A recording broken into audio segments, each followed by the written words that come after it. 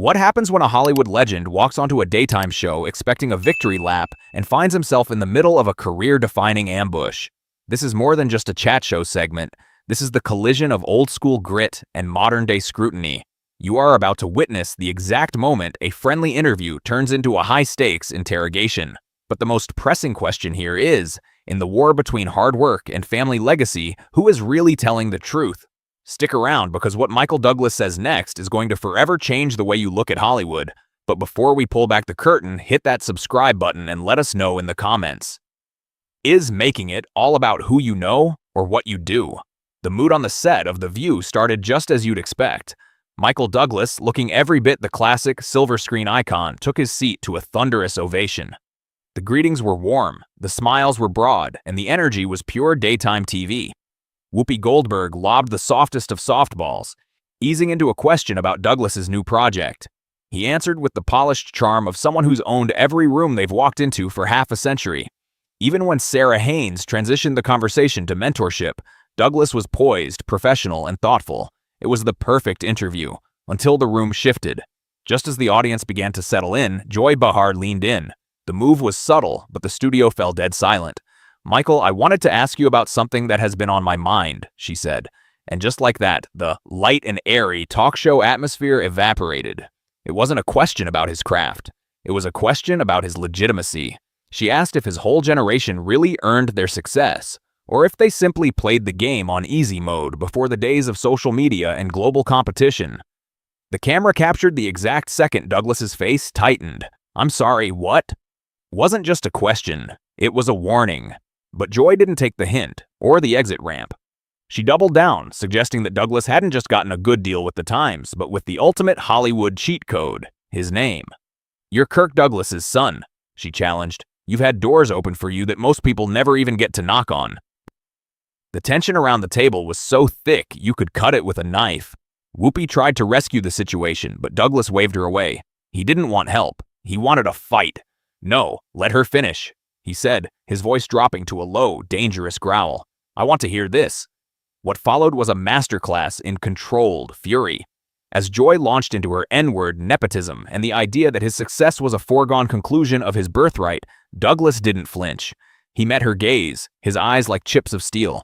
He didn't deny his father's legendary status, but he absolutely shredded the fantasy that it made his life easy. He spoke of 18-hour days as a low-budget assistant director, the sting of being told no for reasons entirely tied to his last name, and the exhausting burden of working twice as hard to prove he wasn't a fraud. But the most explosive moment was yet to come. As Joy claimed his access was the key to his kingdom, Douglas leaned across the table, his intensity at its peak. He pointed to one undeniable fact that silenced the room.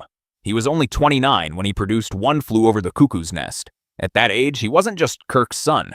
He was a force of nature, and he was just getting started. "My father wouldn't even touch that project." With those 7 words, Michael Douglas leveled the playing field. He revealed that the very man Joy claimed was his golden ticket had actually refused to support his greatest career gamble. Douglas didn't just get lucky, he fought against the industry, against the odds. Every single studio in Hollywood said no. He spent years in the trenches, ultimately mortgaging his entire life to get One Flew Over the Cuckoo's Nest made. The result? 5 Academy Awards. He looked Joy dead in the eye and asked the question that made the entire room collectively hold its breath. Was that luck? Was that privilege? But Joy was not backing down. To her, the story was not about grit, but about the safety net. She insisted that having the resources to take such a gamble in the first place is a privilege few people will ever experience. The temperature of the room began to rise. The audience was held captive in an awestruck silence as the other hosts scrambled for an escape which they would never find. Douglas was only just beginning. "Let me ask you something, Joy," he challenged in an even more steely voice. He put the spotlight back onto Joy, asking about where her own microphone had come from and who it was who opened the first door for her. Because for Douglas, everybody was given an extra shove. It was what they do once they arrived that really counted. Was a household name all it took for 10 years of failure? Or was the system really working against you for the elite? This interview was no longer about a movie star. This interview was about the American dream. Joy threw the first punch again, declaring Hollywood a closed system and Douglas the archetype of failing upward. It was a bombshell statement. Douglas's face turned red as he tried to absorb the accusation that his whole, prestigious life could be attributed to sheer luck. "You want to talk about a safety net?" he boomed back in an attempt to corner Joy. He mocked the irony of her complaining about his position on the show being based on his name and fortune, while she herself was given a place at the table with a research team and a salary worth more than most people would earn in a decade. He ripped off her disguise of the critic, explaining that she was now one of the elite she was denouncing. The exchange became extremely personal. Joy spoke about her years doing stand-up in comedy clubs in exchange for drinks. She compared it to his own career, telling him his was the work of a well-bred aristocrat versus her own work ethic of a street-smart individual. He disagreed. He didn't just play Gordon Gekko. He became Gordon Gekko. He walked among traders, studied avarice, and convinced himself he could be him. It was an act of craft, he declared. "Joy, it was work. Work that you got the chance to do because of your last name," Joy retorted right before the interview was cut off. For her, talent had nothing to do with her being where she was. It was a free ticket. For him, it didn't matter if you had the door, if you could not stand the heat of the room. Just as the whole situation looked as though it was about to come to a boil, Douglas finally said what he had been building up to. That skill, like a lot of things, cannot be bought but can be bought at birth. For example, talent. Showing up every single day and giving every single ounce of what you have, it counts. You can have the best connections in the world, but if you cannot deliver, you cannot do it. It all means nothing. Michael Douglas was not just fighting for his career, but he was fighting for his merit. The show was not quite finished. Sunny Hostin attempted to bring the two of them back to reality by reminding them that the industry as a whole has always had advantages in terms of a select few. "Of course it's worth discussing," Douglas answered hotly before swinging himself round and pointing at her. "But not worth discussing is that everybody that was successful really did not earn it. It is an insult to them. It is simplistic and actually rather lazy." "Lazy?" Joy squealed, his argument hitting her like a physical blow. She reminded him of her 40-year career, the number of interviews she'd conducted over the years, and her intense investigation of issues like politics and society, implying that you do not mock someone for not understanding. However, Douglas remained stoic and declared, "I didn't say you were lazy. I said that your argument was lazy. There is a difference." The whole room was buzzing. The argument between the two of them had evolved into more than just an argument about movie stars, but about what hard work really was.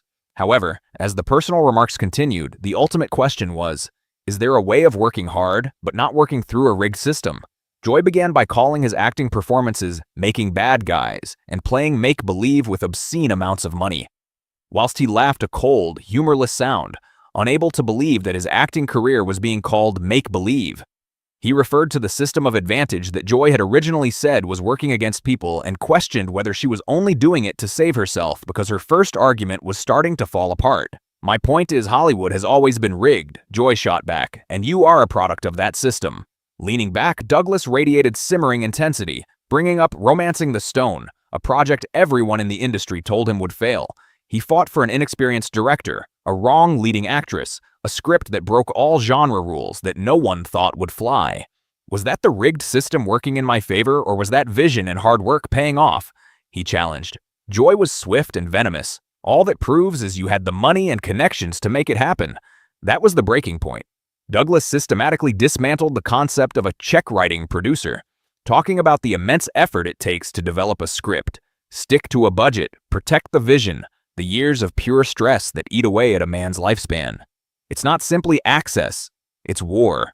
Trying to play mediator, Alyssa Farrah Griffin suggested Hollywood was hard for everyone, but Joy refused to take the middle ground. Michael Douglas never had to worry about aging out or wondering about his next job, she argued. Then Douglas's voice turned to a whisper, and the temperature dropped in the studio.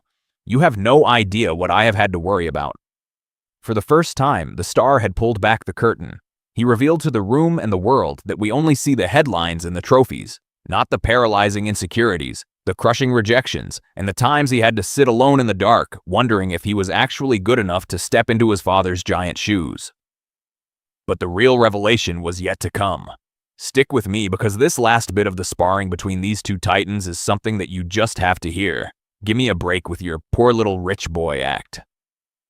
This is how Joy Behar attempted to silence Michael Douglas's raw moment of raw, genuine vulnerability. For her, talking about personal cost was an insult to those who came from absolutely nothing and an indictment for his perceived privilege. She demanded a full acknowledgement of his advantages and for him to admit his life was a cakewalk. But Douglas held his ground. He answered with a statement so sharp the room went silent. "I have never not acknowledged them." He pointed out that he had always talked about his father and his privilege, but he was drawing a line in the sand. He wasn't going to devalue his entire life's work just because his last name happened to be Douglas. He wasn't going to deny his own talent and contributions simply because he happened to be born to a legendary father. The question on everyone's mind then shifted from Hollywood to identity. Can those born into wealth and advantage ever truly earn their own achievements, or are they forever shadowed by someone else's legacy? When Sonny Huston attempted to explain the complexity, Douglas interrupted to simplify. For him, it was straightforward. He had worked hard, he made significant movies, and his peers respected him. He was not going to allow his father's legacy to be a cage that locked him into a narrative of his own making. Then Joy really went for the throat. She asserted that he had been adored so long he couldn't take a negative comment, arguing that he had lost the ability to handle criticism. Criticism? Douglas's eyes blazed. This isn't criticism, Joy. It's an attack based on nothing but your own preconceived notions. The air was stifling. The pretense was gone. Douglas stated plainly what everyone else had been evading. Joy had written the entire script for him before he had ever walked onto the set. He was to play the privileged son, and she was determined to make him do it. But Joy wasn't finished. She threw down her last card, accusing him of omitting the truth and selling the world the story of a self-made man while omitting the second, third, and fourth chances his famous name supposedly afforded him. Second chances. Douglas's voice, dripping with incredulity, demanded an answer. He enumerated his misses: the Star Chamber bombing, disclosures flubbing, instances when the industry was all but ready to bury him alive. He insisted that his survival wasn't about his last name. It was about refusing to give up. But Joy's final words, by far the sharpest in the argument, cut through it all. The privilege isn't that you didn't fail. The privilege is that failure didn't kill you. Douglas simply shook his head. He now knew that the work would never be enough for Joy. The talent would never be enough. As he saw it, his success was already determined by the accident of his birth, and as he saw it, it was a war fought one frame at a time. With the camera cutting to commercial, the studio's silence amplified their war of words. It wasn't merely a celebrity spat, it was a war of ideologies.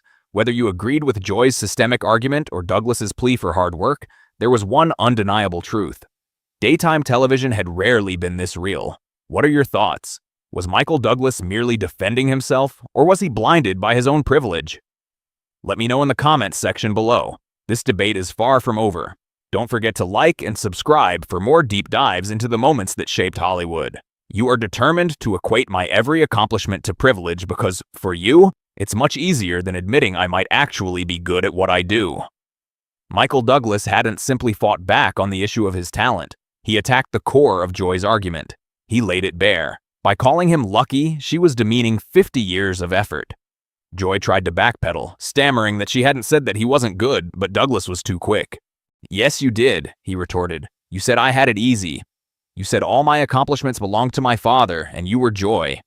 The air crackled with tension.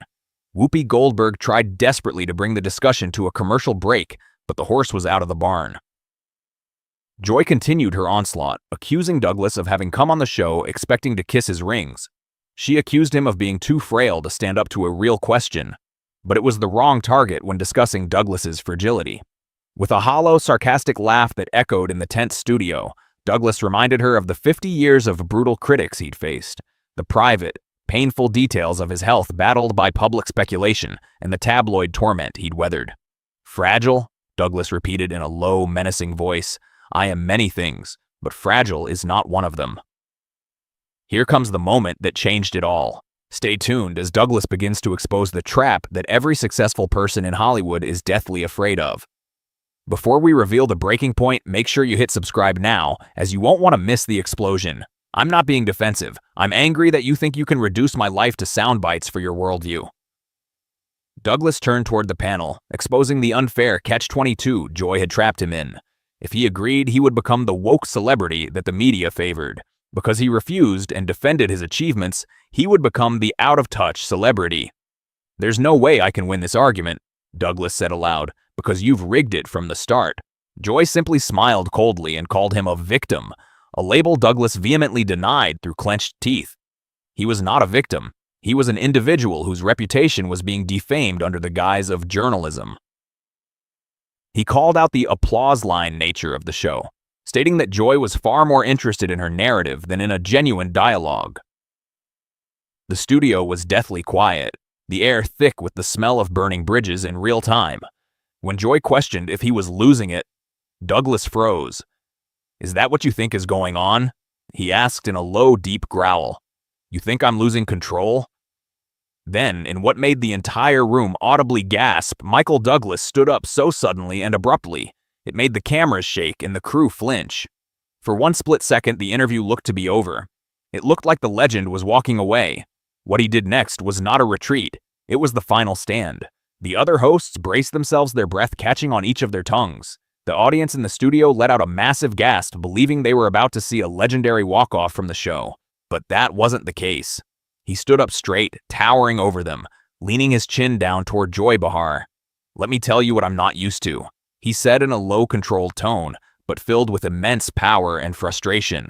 "I'm not used to being disrespected by somebody who knows better, and I'm not used to having my life's work brushed off as pure luck and nepotism by people who know nothing of what I do." He didn't stop there at all. He attacked the entire segment, making it out to be what it truly was, a trap. He called out Joy for intentionally trying to get him into a lose-lose argument to make him look foolish. Joy looked straight up at him with tears in her eyes and insisted that it was a legitimate question about privilege. However, Douglas didn't take the bait at all. "You've been attacking me since the first question that you've asked," he countered, "and you are trying to make me out to be the problem." The entire studio was thick with tension. Was Douglas right, and was Joy simply trying to exploit and twist the concept of privilege rather than use it as a concept for honest discourse? Or was Joy trying to force a powerful man to finally face a harsh reality that he simply cannot handle?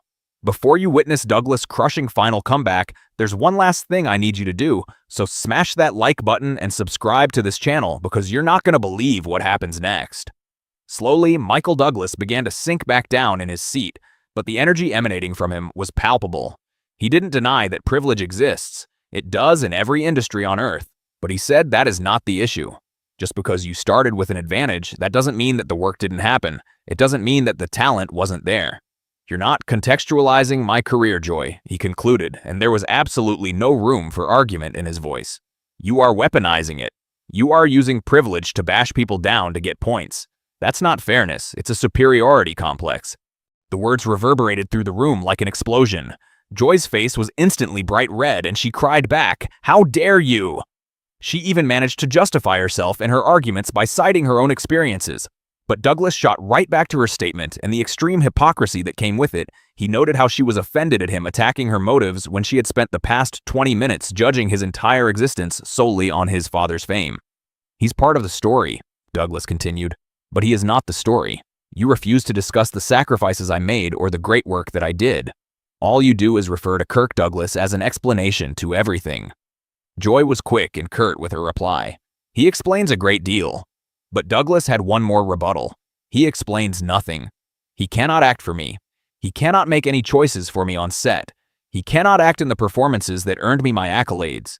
You have to understand at some point, Joy, that I did the work. I did it, not Kirk Douglas." Whoopi Goldberg finally stepped in to calm the storm and discuss meritocracy. "There's no such thing as it." "In a pure sense," Douglas responded as he faced Whoopi, having now successfully defended his legacy.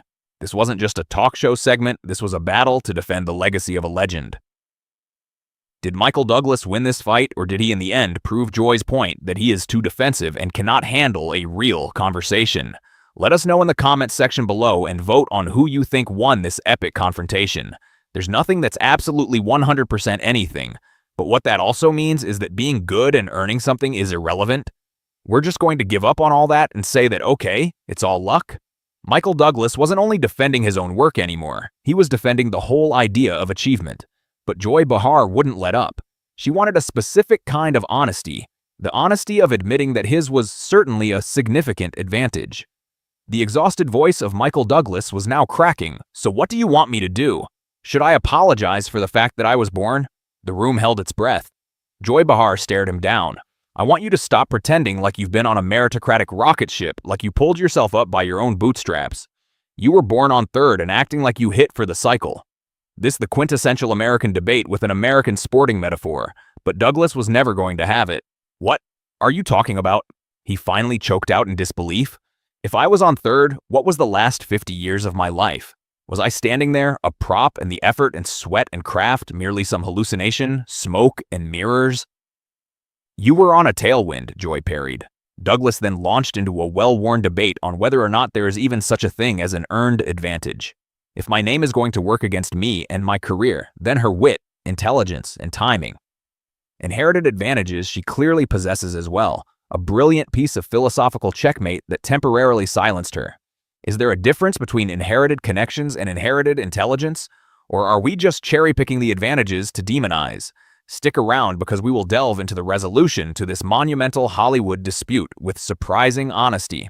While Joy had reasserted her argument that connections are gate-kept, intelligence a natural gift, Douglas pointed out how even that is often enabled by the system education and opportunity play a role in nurturing intellect, and the notion of advantage becomes a web of intertwined systems that are far too complex to simply be stamped with a nepotism brand. When Sonny Hostin finally conceded that privilege wasn't only one thing, there seemed to be a hope for a reasonable discussion. Joy, however, pushed further, arguing that his advantage, specifically the advantage of his name, was structurally enabling. The doors it opened led to more doors.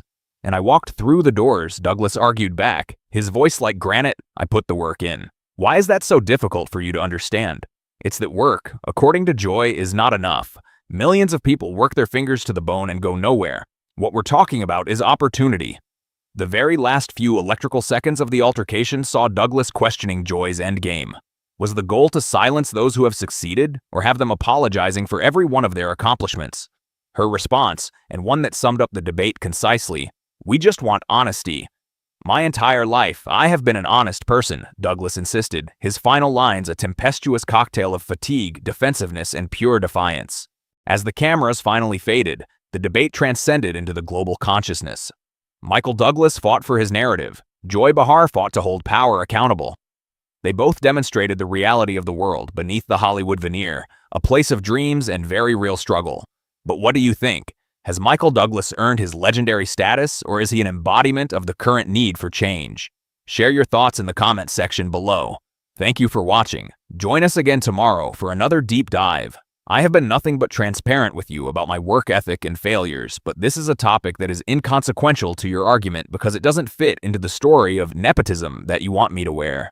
I refuse to become a talking point for unearned privilege that devalues my life. The audience remained utterly frozen. Nobody flinched or stirred, let alone uttered a word. Alyssa shot the off-camera producers a questioning look, as if wondering who would finally break the tense silence and cut to a commercial break. Joy reclined further back in her chair, studying Douglas with the detached gaze of a scientist observing a specimen. "You know what I think? I think that all of this defensiveness stems from a place of certainty," Joy said, her voice a cool caress against the thick atmosphere. "I don't think it would be so far-fetched to imagine that without the Douglas name, you might very well be teaching an acting class in Pasadena right now." Douglas grew utterly motionless. The temperature in the room seemed to plunge by 10 degrees. After a drawn-out pause, his voice rumbled from his throat, a controlled, guttural growl. "There has never been a more condescending thing said, and it's not the personal attack on my career that I find so distasteful. It's the audacity, the utter arrogance that you believe you have the capacity to look inside me and understand what makes me tick. You have absolutely no idea what I think, Joy, only what you've constructed and decided for yourself." "I see what I see," Joy responded evenly. "You see what you want to see," Douglas countered heatedly. "You see Kirk Douglas's son and nothing more. You see nothing but the privilege from the start. You see nothing but the nepotism, but you fail, miserably fail, to see the actor who spent months to understand and prepare for each role, the producer who fought for movies that no one else believed in.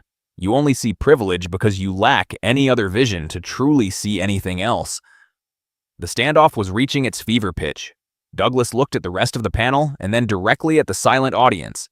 "I came onto this show to talk about my work, to have a conversation. Instead, I was ambushed. You intended to use me to make a point about the systemic issues in Hollywood, And you've succeeded, Joy. You've had your moment, and you've said what you had to say, but you will never, ever convince me to validate your opinion. I have no interest in convincing you, Joy responded with the air of a queen addressing a commoner. That's good, Douglas replied, because you never will. Whoopi Goldberg, having patiently bided her time until a suitable moment to intervene, finally spoke, her booming voice cutting through the deafening silence in the studio. Okay, I think we need to take a commercial break. We'll be right back. As the show cut to commercial, one final image flashed on the screen. It was a close-up of Douglas and Joy locked in a stare-down. Neither of them would look away, not wanting to lose the battle. The studio audience remained speechless. All had witnessed the most heated exchange in the history of this show. And there you have it, a legendary actor and a daytime talk show host, two completely opposite sides who would not budge an inch from their respective views. Tell us your thoughts. Did Joy Behar do the right thing by highlighting the existence of Hollywood privilege, or was she out of line with the personal attacks? Was Michael Douglas simply defending his name and work, or has he remained out of touch from his position and circumstances? Let us know in the comments below who you support, and be sure to like and subscribe to Showdowns for all your unfiltered moments and exchanges from the world of entertainment.